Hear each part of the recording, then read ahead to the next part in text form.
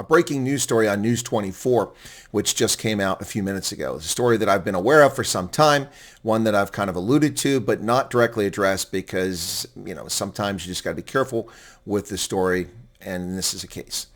Well, the character assassination and the misuse and illegal use of state intelligence agencies to malign and slander the reputation of Emma Powell, a member of parliament for the Democratic Alliance, has been in overdrive for the past few weeks since a press outlet put a story out saying they had access to classified information that she was the subject of a treason investigation.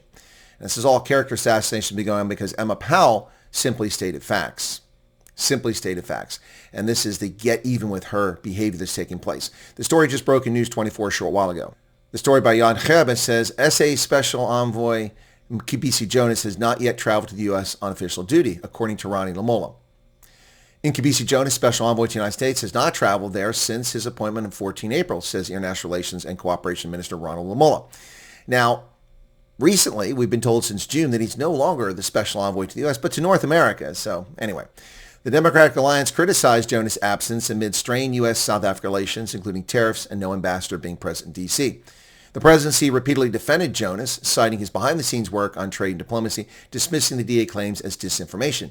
But in fact, it's not disinformation, and the lies coming out of International Relations Cooperation and the South African government's Office of the Presidency from Vincent Mangwenya are epic, telling one story, changing the story, telling another story, changing the story. On July 15th, the DA's then spokesperson for International Relations, Emma Powell, issued a statement saying that Jonas had not been to the U.S. because his visa had been denied. Now, Vincent Mangwenya responded in anger, accusing her of disinformation and claiming that Jonas did not need to travel to the U.S. She subsequently asked in a parliamentary question to Lamola whether he would furnish her with a complete list of all Jonas's travel to the U.S., including meeting schedules, cost of travel, and dates. And I have the documentation of that actual request here. Here's a request that appeared in Parliament. Ministry of International Relations and Cooperation's response. This is a response to her question, whether they will furnish her with a complete list of all travel to the United States undertaken by Special Envoy Nkebisi Jonas. The reply from them was that the Special Envoy is yet to travel to the United States on official business. However, it must be noted that the sensitive and confidential work of the Special Envoy is never publicized. Of course, because there is no special work. Now, that's the letter.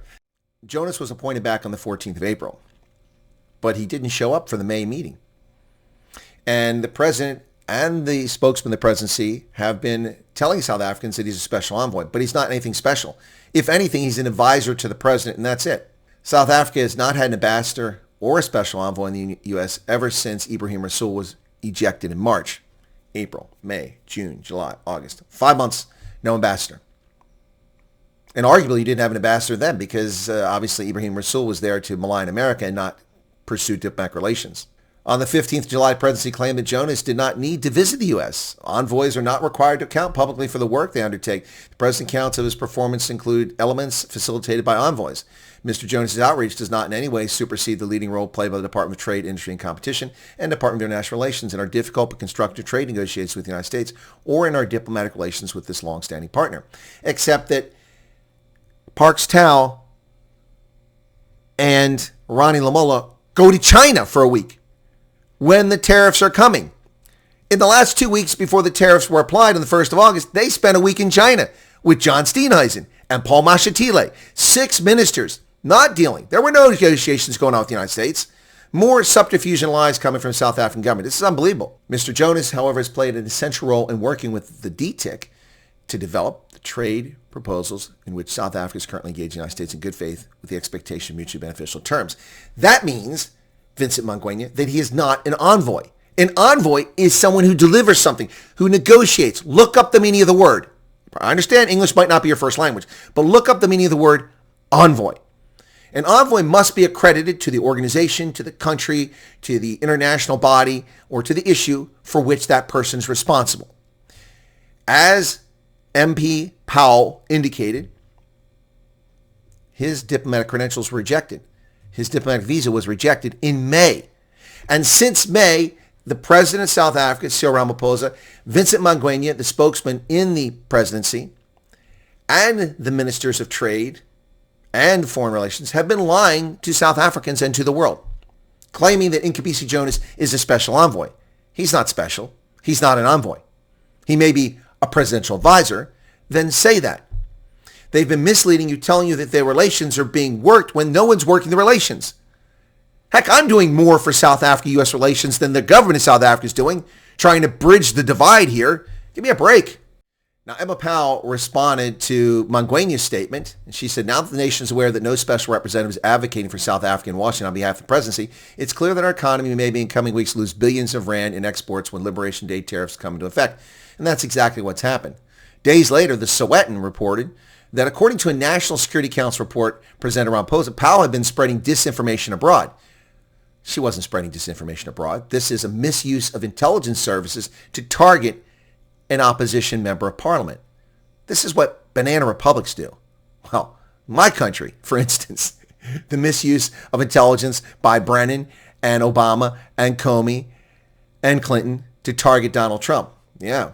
Last week, Powell resigned as the DA's spokesman for international relations, but she remains a member of parliament.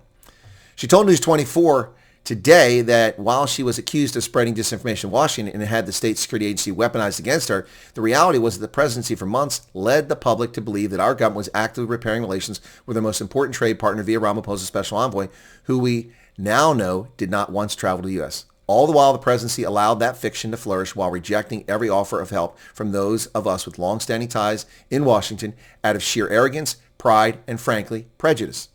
And there you go. That's a comment from Emma Powell. That's the bottom line here, folks. That is the bottom line here. Arrogance. And that's what's going on. And the misuse of state security service to target a sitting member of parliament illegally, immorally, illegitimately. And the cover-up and lies from the office of the presidency. Why? Why don't you just tell the truth? Your relationship is broken. You can disavow and say it's not because of us. You can blame the Americans, but at least be honest. The relationship is broken and we can't fix it. And we don't know how. Instead, they lie as if everything's going to be fine. It's not going to be fine. 30% tariffs are here, and they start collecting them in 2 days. 40% are likely to be the case because you're a BRICS member. And if you're buying stuff from Russia, it might be more. The character assassination, the slander, and the illegal use of intelligence services to target a member of parliament, this is why South Africa is in the mess it's in.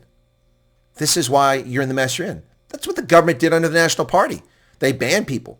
They listed in on conversations illegally. They targeted their opponents. That's what the government of South Africa does today to members of its own ruling coalition. Mind you, Emma Powell is a member of the Democratic Alliance.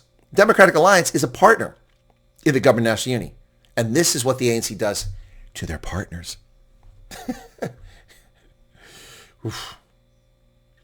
It's not going to get better.